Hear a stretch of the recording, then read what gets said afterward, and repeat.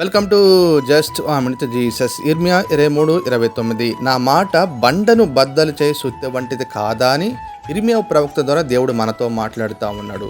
God's word is as like as hammer. దేవుడు తన వాక్యంను సుత్తెతో ఎందుకు పోల్చాడు అంటే, బండను బద్దలు చేయడానికి, ముక్క చెక్కలుగా చేయడానికి సుత్తి ఏ విధంగా ఉపయోగపడతా ఉందో, అదేవిధంగా దేవుని నమ్మనటువంటి నాస్తికులు కానీ, దేవుని నమ్మనటువంటి హృదయాలను మార్చడానికి దేవుని యొక్క వాక్యము సుత్తెతో పోల్చబడింది.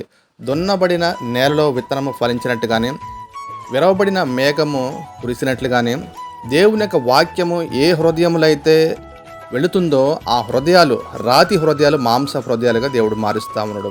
ఎహెజ్కేలు 36:26 నూతన హృదయం మీకు ఇచ్చేదను, నూతన స్వభావం మీకు కలజేసేదను, రాతి గుండె మీలో తీసివేసి మాంసపు గుండెని మీకు ఇచ్చేదను. దేవుడు తన వాక్యము ద్వారా కఠినమైనటువంటి హృదయాన్ని దేవుడు మార్చి తన రాజ్యం కోసం సిద్ధపరుస్తూ ఉన్నాడు. ఆమేన్.